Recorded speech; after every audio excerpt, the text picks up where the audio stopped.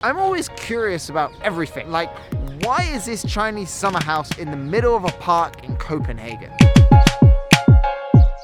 This isn't actually Copenhagen, this is East London. If you came here to see the Copenhagen stuff, just skip to this mark. But the point still stands, why is this Chinese house in the middle of East London?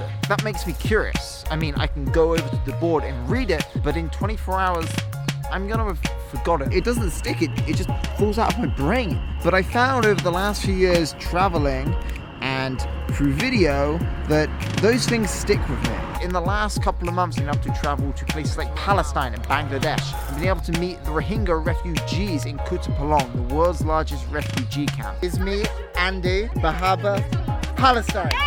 And I was teaching kids in Palestine who could barely speak a word of English, but they knew what Fortnite was. Fortnite, no PUBG. No PUBG. I taught them how to tell stories with their phone. I got to hear stories from all these people. So I want to use this channel to share the things that I learned that interest me, that I think may also interest you, but share them in a visually and simple way, and that stay in our brains and stay online longer than 24 hours.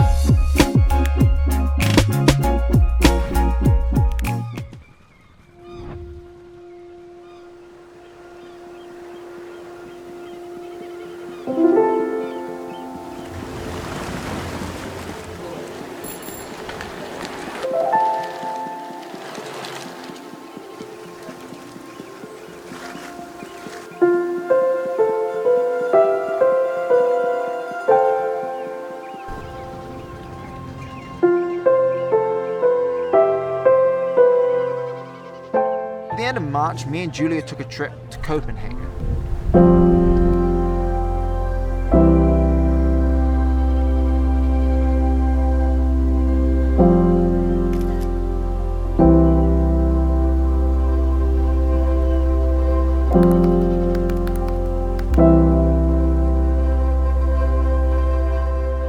We rented this cute little Airbnb. We paid about £80 a night for it.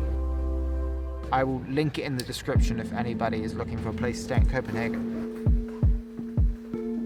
Situated on the eastern coast of the island Zealand, Copenhagen has a population of around 1.9 million people.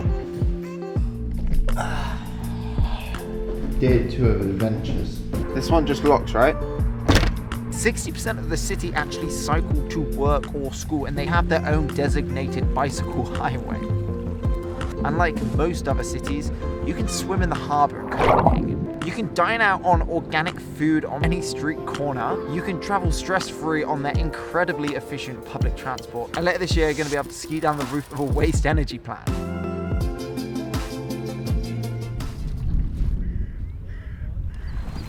So after we all settled in, we decided that we were going to take a break from our city break.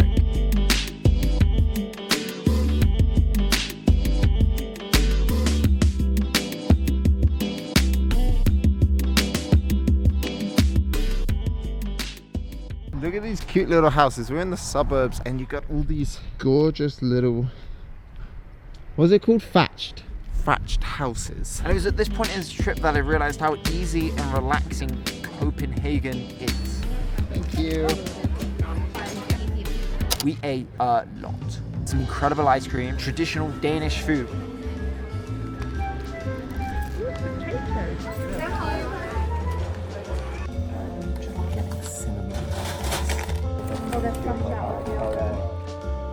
Best part of the trip.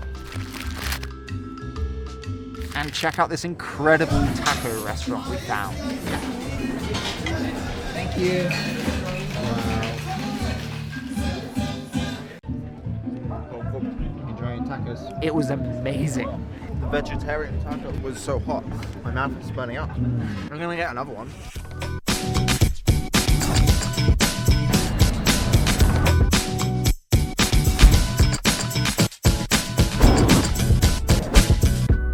We also saw a lot. Copenhagen isn't that big. You can kind of get to most places via foot, or you can take one of the city lights. We're riding bikes.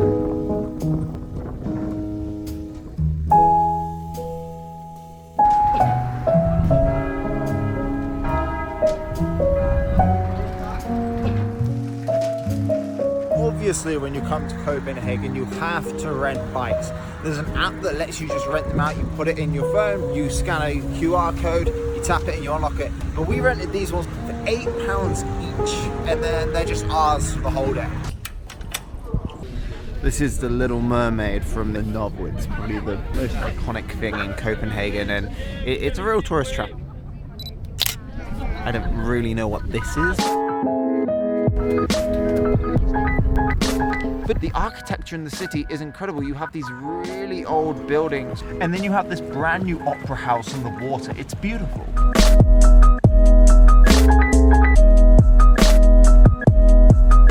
But Copenhagen has like a hidden secret. Before I went, I didn't know too much, and I got curious. Copenhagen is the greenest city in the world. They have long put sustainability at the top of their agenda. They aim to be carbon net neutral by 2025, which essentially means they're going to be producing more renewable energy than dirty energy. But this once grimy and industrial city is now the greenest city on earth. And especially at the moment where climate change is such a big topic, and rightly so. The UK government has declared a climate and environment emergency. We are in the midst of the 6th mass extinction. This is the story of our changing planet. So this climate change protest that's going on in London right now, one of the demands that they want the government here to make is to go carbon neutral by 2025. That is something that they are doing in Denmark right now. And I think a ton of other cities and countries around the world can take notes from what Copenhagen is doing. And it's just so apparent when you look at the city and the people in it. It's the biking capital of the world. Everything just seems to be thought out in the most easy and efficient way possible. When you get onto the metro, there's these lines you have to stand on either side to let other commuters off so it doesn't cause congestion. And quite frankly, after spending 4 days there, it's one of the most relaxing and harmonious cities I've ever visited. So if you live in Europe and you're looking for a quiet and relaxing city break, I highly recommend Copenhagen. The flights from London were relatively cheap. And what I will say is it's not cheap when you are there. Food and drink is very expensive, but for the experience we had, it was totally worth it. So thank you for getting to the end of this first episode. So I suppose I should say the whole, if you like this video, please give it a like and subscribe. You come over from Instagram or Snapchat. Thank you so much for checking this video out. This is where I want to post a lot more content. Yeah, I'm really excited about this new chapter. I need a sign off, like a woo. I don't know. Okay, yeah, I'm gonna go find out actually about why this Chinese summer house is here in East London, not Copenhagen.